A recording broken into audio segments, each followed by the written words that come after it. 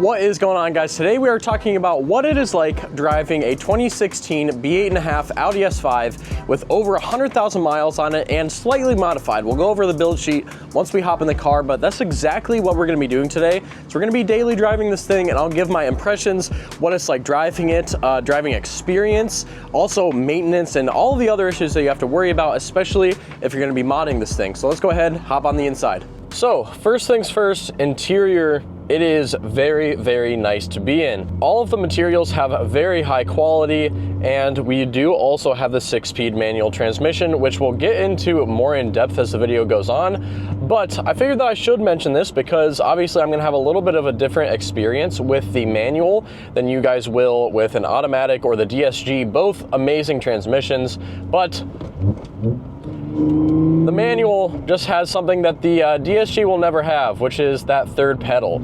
So that's gonna add to the driving experience a ton, which I guess we'll go ahead and just start off with overall driving experience. So as you guys can probably hear from the downshifts, we do not have a stock exhaust system on this. The only thing that wasn't touched is the headers. We have the Canadian Auto Performance resonated test pipes, AWE Touring exhaust, and AWE resonated downpipes. So also, if you guys want 5% off of anything from Cap and or Canadian Auto Performance, use code FREEWAY on anything on their site. You'll get 5% off. So I would say personally that this exhaust really 100% adds to the experience of this car. I mean, just listen to this downshift. It's perfect. It's not super raspy. The resonators really clean this thing up, and it sounds plenty loud from outside. Inside it gets sound deadened a lot, but outside it sounds perfect. So if we put the windows down a little bit here, you guys will hear it a little bit more.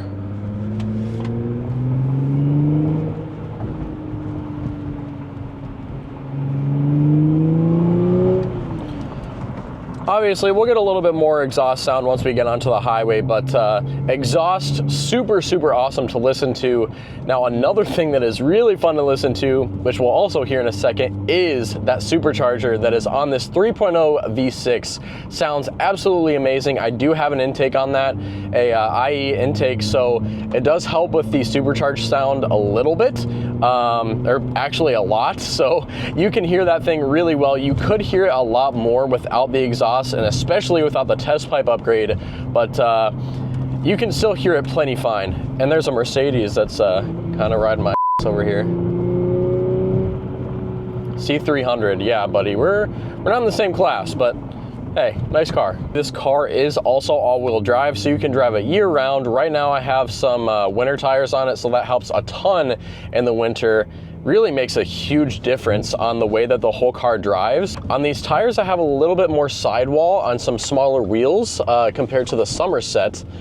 These things have a lot more cushioning in them. Hopefully you guys can hear that supercharger a little bit. Obviously there were some cops back there, so I'm not getting on it too crazy, but you can hear that supercharger even just mild driving. As we go under this tunnel here, I'll give you guys a little more exhaust sound if I can. Can't do too much, obviously, because there's people right in front of me, but you just saw how fast this thing picks up. We'll get a little bit of entry to highway here too. This is where you'll hear the supercharger more.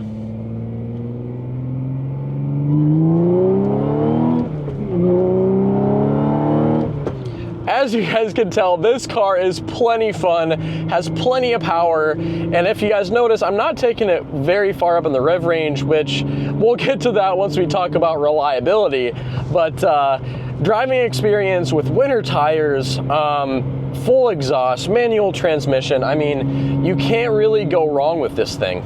This car is going to be plenty fast for you, and I should also say that I am running the IE Stage 1 tune. This takes the car from about 315 wheel horsepower to about 400. I have the dyno sheets and everything to prove that. If you guys have been on the channel for a while, you have seen the dyno video, which if you haven't, go ahead and click it. It'll be up here somewhere or in the description, or just on my channel in general. If you guys want to check that out and see this thing put down 400 wheel on, I didn't even have the resonated test pipes then. It was just stock test pipes with cats. So as you guys know, I'm probably at least another 10 horsepower from switching over to the Canadian Auto Performance test pipes. So again, going it back to it being all-wheel drive, this specific car does actually have the sport differential, which makes taking corners a lot more fun. And basically torque vectors, and you know, I'm not a scientist, so I can't exactly explain how it works, but it pulls you through corners a little bit harder than you would without the sport differential. Now, some people would say that being all-wheel drive makes it a little bit less fun compared to rear-wheel drive, but I personally, and if you guys are watching this, I think that you guys as well think that all-wheel drive can be just as fun as rear-wheel drive if you have the right car. Now, with the manual transmission, I'm not launching this car very often. I do have a stage 3 clutch, but I prefer this manual transmission to stay in one piece. Now, if you guys have the DSG, you can launch this thing a lot easier, and you won't really have to worry about you being the one that messes up the transmission or the clutches in this case. And launching an all-wheel drive car, there's nothing like it. I've launched it a couple times. I did launch it in that dyno video. Didn't do a great job of it, but if you do have the automatic, or if you're really good at driving manual, you will have a blast launching this thing. All-wheel drive Quattro just grips up like crazy, and it is a ton of fun to drive. Now, the last thing that I'll say, as in respondents to pretty much drivability, this thing is on a stage 1 tune, and it was pretty much the same on stock tune. It doesn't get great gas mileage. Now, I'm at 16.5 miles per gallon. That's around the city, which is about what you should expect, and obviously a little bit less if you're ripping it around like crazy. I obviously wasn't ripping it too much, which we'll get into in a second, but on the highway you should see about 22 miles per gallon if you're just cruising at about 80 with cruise control on, which isn't terrible, but for those of you guys who are driving city and ripping on the car a lot, don't expect great gas mileage. Now, to recap everything that we talked about for performance and drivability of this car, I would rank this car a 8.5 to 9 out of 10 on the fun scale.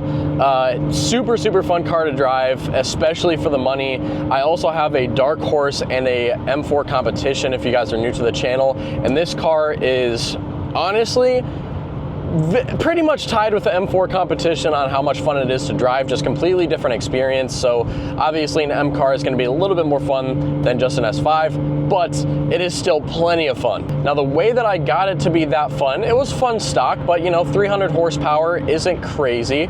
Like I said, we threw on that IE stage 1 tune. We have cap down pipes, or cap test pipes, I mean, full AWE exhaust, stage 3 clutch, and that is, oh, and the intake, and that's pretty much all that we have done to this car aftermarket wise. So now let's go ahead and get into reliability and maintenance and what you should expect from this car, because it's not as bad as you would think being at 100 and almost 3,000 miles, but it's not going to be like driving a new car. So if you guys remember when I pulled onto the highway, and I've been kind of hinting at it this whole time, there's a reason I'm not taking it super high up in the rev range. Right now the check engine light is not on because I clear it so that the car runs a little bit better, but I am having an issue with my cylinder 3 injector, which, if you guys know, on this car injectors are not cheap.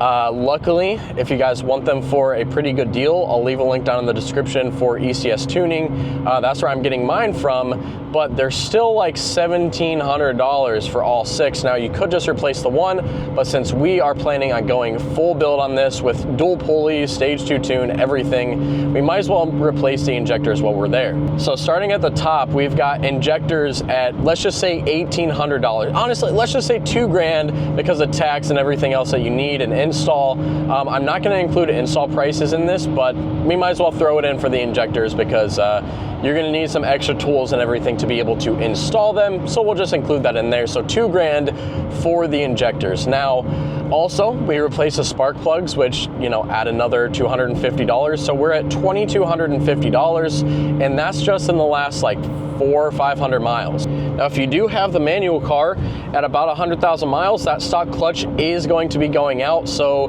we went with the JH Motorsports Stage 3 clutch, which was about, I believe, $2,500. So we are up to let's just call it $5,000 right now, because, you know, you include bushings, you include all the stuff that you might need replaced while you're taking the transmission out to replace the clutch.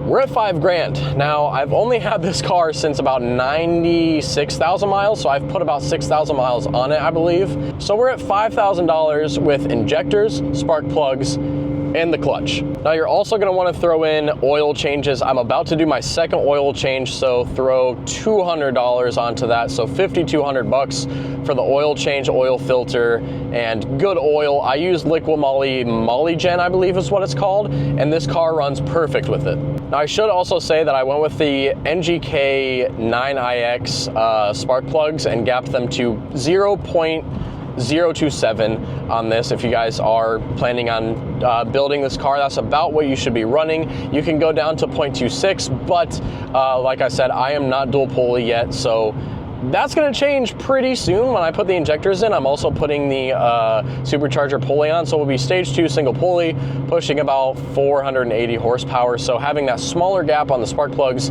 is really good to do. You want to do that, or else you're gonna get some misfires, or you'll be lacking a little bit of power. I'll go ahead and get a couple downshifts here, or just one downshift, I guess. And I'm not flooring the car, I'm just, you know, spiritedly driving. That was about 50% throttle. This thing is plenty fast, like I said. But let's get back to how much it costs to have that much fun. Now, maintenance-wise, that is pretty much all I've done to the car. Oh, actually, I should also include this because I'm going to have to replace them very soon. That's probably the next thing that I'll do. Rotors and brake pads. So I don't know how much that's gonna cost, but let's just say 1,200 bucks. So we're at, let's just say $6,500 on maintenance on this thing at 103,000 miles, and that's just since I have had it for the past 6,000 miles. Now, I'm going to mention other things that go wrong in this platform, which luckily, right before I bought this car, about 2,000 miles before I bought it, some of these things were done, most of these things were done actually, which saved me personally a lot of money, and the reason I bought this specific car, which if you guys are in the market, you guys have definitely heard people say the PCV valve on this is trash, which to get to the PCV valve, you have to take off the supercharger and a lot of the actual like fueling stuff that goes into the engine to get to the PCV valve. So it is not a cheap process. I believe the PCV valve itself is about $400 or $500, I think, for the whole kit.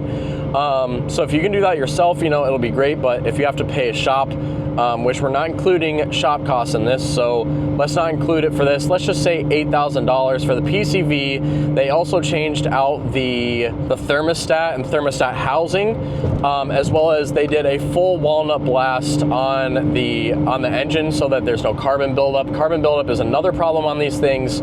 So, you know, you add all that together, which I don't know exactly how much that costed, but yeah, I mean, it's probably pretty expensive. Another thing that goes out on these, which this one has not had this problem yet, is the supercharger cores, I believe they're called, where pretty much the coolant kind of cycles through. That goes out in these. I believe that it's just the seals or something, but you know, you might as well replace those if you've got the supercharger off, or if you're doing other maintenance to the supercharger or the PCV valve, anything like that. Go ahead and do that. And also, my injectors did get new seals when they replaced the PCV valve, which obviously injectors with 100,000 miles on now a stage 1 tune, they're gonna go out, so you might as well just replace them all if you're there and you plan on adding more power. And while we're talking about previous owner stuff, the previous owner did get this car ceramic coated, so there's another $1,000. It really helps with taking care of these older German cars. It keeps the paint immaculate and it makes them super easy to wash, so 100% recommend getting an S5 or S4 ceramic coated if you do plan on taking good care of it. So, reliability wise, this car has never left me stranded, and I hope it never does, but it is an expensive car to own, and you will have some of these issues. Oh, yep, and just as I'm talking about that, the check engine light comes on. So, I mean, if that doesn't tell you how these things are gonna react, yeah, that's pretty much, here's that check engine light. That is pretty much what to expect with these things. You're gonna need to do maintenance on them, and if you're not willing to do maintenance, do not buy this car.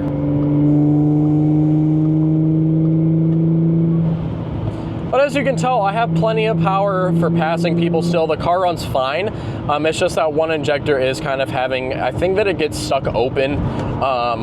It's not a huge deal, but I don't want to take it too high in the RPMs for obvious reasons. I like my engine being in the engine. So overall, as we're downshifting and getting off of the highway, this car, 100% amazing as a daily driver. Not terrible gas mileage, super comfortable ride. I guess I forgot to kind of hit on that too. The ride is immaculate on this thing. It is an Audi, and I do have the stock suspension on, so it rides perfect. Now, I will say that you might get a little bit more life out of this car if you do not plan on tuning it. Obviously, I've had a lot of these issues since I started tuning this thing, just because I'm pushing those stock parts with, 100,000 miles on them quite a bit harder. So I think you would get a little bit more life out of them if you didn't tune. But obviously, if you're buying this car in 2025, you want to tune this thing. I'll go ahead and get a nice little rip here, and then we'll go ahead and end this video out. But yeah, this thing is just, it's great. I love this car, great platform, 100% recommend it. So overall, like I said, I 100% recommend this car. It's a great deal. You can get these things for below $20,000 US, and you're really not gonna find another car that is this much fun for that amount of money, that has this tuning potential. You can push 600 wheel out of these things with just some bolt-ons, changing out the supercharger pulleys, and pretty much just tuning. Now, obviously, you're gonna need supporting mods for one, but for two, you're gonna need all of that maintenance stuff that we talked about and probably more.